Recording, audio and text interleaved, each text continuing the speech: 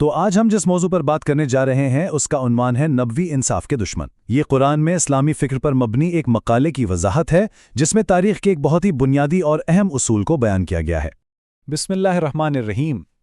آج رمضان کا 19واں دن ہے اور ہم قرآن میں اسلامی افکار پر آیت اللہ خامنئی کے رمضان کے 19ویں لیکچر کا آغاز کر رہے ہیں۔ آئیے دیکھتے ہیں کہ آج ہم کن نکات پر بات کریں گے۔ سب سے پہلے ہم ایک نوی سماجی تحریک کے تصور کو سمجھیں گے، پھر دیکھیں گے کہ اسلامی انصاف کا ویژن کیا ہے، اس کے بعد ان 4 مخالف گروہوں کی بات کریں گے جن کا ذکر قرآن کرتا ہے، پھر ان کے لیے استعمال ہونے والی قرآنی اصطلاحات کا جائزہ لیں گے، اور آخر میں یہ سمجھیں گے کہ یہ کشمکش تاریخ کی ایک لازوال حقیقت کیوں ہے۔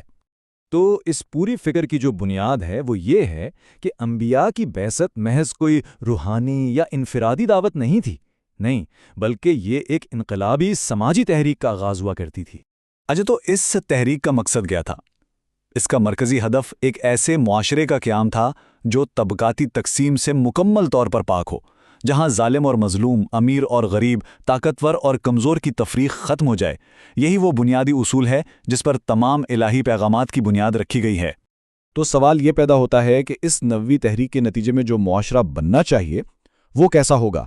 مطلب وہ کون سا معاشرہ ہے جسے ہم کہہ سکتے ہیں کہ اسے اللہ کی تائید اور منظوری حاصل ہے؟ اس کا معیار ہمیں نبی اکرم صلی اللہ علیہ وآلہ وسلم کے اس قول سے ملتا ہے۔ آپ نے فرمایا، جس معاشرے میں غریب یا کمزور اپنا حق مانگتے ہوئے کانپیں اور اس کی زبان لڑکھڑائے، وہ معاشرہ خدا کا منظور شدہ نہیں ہو سکتا۔ یعنی انصاف کا معیار یہ ہے کہ معاشرے کا سب سے کمزور فرد بھی طاقتور ترین فرد کے سامنے بغیر کسی ڈر اور خوف کے اپنا حق طلب کر سکے۔ اس اصول کو سمجھنے کے لیے تاریخ کا ایک مشہور واقعہ دیکھتے ہیں۔ ایک خلیفہ نے مصر کے طاقتور گورنر اور اس کے بیٹے کو دربار میں طلب کیا۔ ہوا یہ تھا کہ گورنر کے بیٹے نے ایک عام قبطی بدو کو ناحق کوڑے مارے تھے، اور وہ بدو انصاف کے لیے سینکڑوں میل کا سفر کر کے دارالخلافہ پہنچا تھا۔ خلیفہ نے اس بدو کے ہاتھ میں کوڑا تھمایا اور حکم دیا کہ وہ نہ صرف گورنر کے بیٹے سے بدلہ لے بلکہ گورنر کو بھی سزا دے، کیونکہ بیٹے کو یہ ہمت باپ کے عہدے اور طاقت کی وجہ سے ملی تھی۔ یہ ہے نبوی انصاف کا عملی نمونہ۔ اور اسی سماجی بیماری کی تشخیص کرتے ہوئے امام علی علیہ السلام فرماتے ہیں، میں نے جب بھی کہیں دولت کا انبار دیکھا تو اس کے پہلو میں ایک پامال حق ضرور دیکھا۔ یعنی جہاں بھی دولت کا پہاڑ کھڑا ہوگا، سمجھ لیں اس کے نیچے کسی کا حق دبا ہوا ہے۔ ایک طبقے کی بے پناہ دولت دوسرے طبقے کی شدید محرومی کی قیمت پر ہی وجود میں آتی ہے۔ تو جب بھی کوئی نبی اٹھتا ہے اور ایسے عدل والے غیر طبقاتی معاشرے کا نعرہ لگاتا ہے تو تاریخ کا ایک قانون فوراً حرکت میں آ جاتا ہے۔ معاشرے کے جو مفادات پرست طبقے ہیں وہ فوراً اس دعوت کے خلاف ایک ہو کر کھڑے ہو جاتے ہیں۔ قرآن کی روشنی میں اگر ہم دیکھیں تو یہ مخالفین 4 بنیادی گروہوں پر مشتمل ہوتے ہیں۔ ایک تو طاقتور اشرافیہ، دوسرا سرمایہ دار اور عیش پرست طبقہ، تیسرے جابر اور سرکش حکمران، اور چوتھے بدعنوان مذہبی رہنما۔ ان 4 گروہوں کے مفادات کا تحفظ اسی پرانے استحصالی نظام سے جڑا ہوتا ہے۔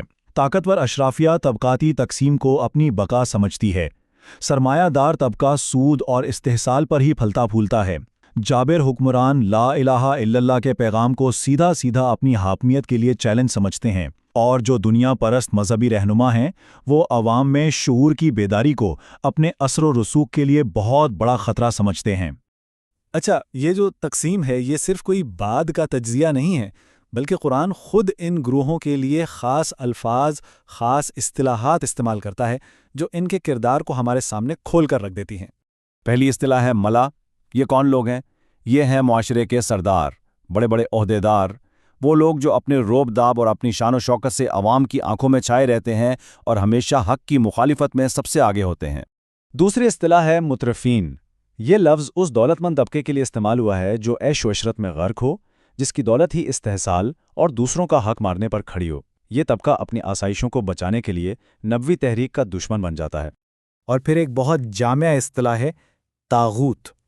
یہ ہر اس سرکش اور باغی طاقت کے لیے ہے جو خدا کے قانون کے مقابلے میں اپنا حکم چلائے، وہ چاہے فرعون جیسا کوئی بادشاہ ہو یا کوئی پورا کا پورا ظالمانہ نظام۔ اس پورے منظرنامے کو سمجھنے کے لیے قرآن مجید ایک بہترین، ایک جامع مثال پیش کرتا ہے، اور وہ ہے حضرت موسیٰ علیہ السلام کا قصہ۔ اس واقعے میں ہم دیکھتے ہیں کہ یہ تینوں طاقتیں کیسے ایک ہو جاتی ہیں۔ ایک طرف فرعون جو کہ طاغوت ہے یعنی سیاسی اور جابرانہ طاقت کی علامت، دوسری طرف حمان جو ملا یعنی حکومتی اشرافیہ کا نمائندہ ہے، اور تیسرا ہے قارون اپنی بے تحاشا دولت کے ساتھ مترفین یعنی سرمایہ دار طبقے کی زندہ مثال۔ اور قرآن بتاتا ہے کہ یہ تینوں حضرت موسیٰ کے پیغام حق کے خلاف بالکل ایک ہو گئے۔ دیکھیں، یہاں جو سب سے اہم بات سمجھنے کی ہے وہ یہ کہ قرآن اس کشمکش کو صرف ایک پرانا قصہ نہیں بتاتا، نہیں، بلکہ اسے سنت تاریخ کہتا ہے، یعنی تاریخ کا ایک ایسا قانون جو کبھی نہیں بدلتا۔ سورۃ الانعام کی یہ آیت اسی اصول کو بالکل واضح کر دیتی ہے، اور اسی طرح ہم نے ہر نبی کے لیے انسانوں اور جنوں میں سے کچھ شیطانوں کو دشمن بنایا، جو ایک دوسرے کو دھوکہ دینے کے لیے خوشنما مگر بے بنیاد باتیں سکھاتے رہتے ہیں۔ اس سے یہ ثابت ہوتا ہے کہ حق اور باطل کی یہ جنگ ہر دور میں ہر نبی کے ساتھ پیش آئی ہے۔ تو یہاں ایک سوال پیدا ہوتا ہے کہ اللہ تعالیٰ اس مخالفت کی اجازت ہی کیوں دیتا ہے؟ وجہ ہے انسان کو دیا گیا اختیار، اس کی آزاد مرضی۔ یہ کشمکش، یہ ٹکراؤ دراصل ایک آزمائش ہے، تاکہ یہ واضح ہو جائے کہ کون کھرا ہے اور کون کھوٹا، کون سچے ایمان والا ہے اور کون منافق۔ بس آخر میں اگر قرآن اسے تاریخ کا ایک عمومی اصول قرار دیتا ہے تو اس کا مطلب ہے کہ یہ صرف ماضی کی داستان نہیں، یہ آج کی بھی حقیقت ہے اور آنے والے کل کی بھی۔ تو اس نقطے پر غور کرنا چاہیے کہ عدل و انصاف کے پیغام اور اس کے مخالف انہی استحصالی قوتوں یعنی آج کے ملا، مترفین اور طاغوت کی یہ جنگ آج کی دنیا میں کن نئے شکلوں اور کن نئے ناموں سے جاری ہے۔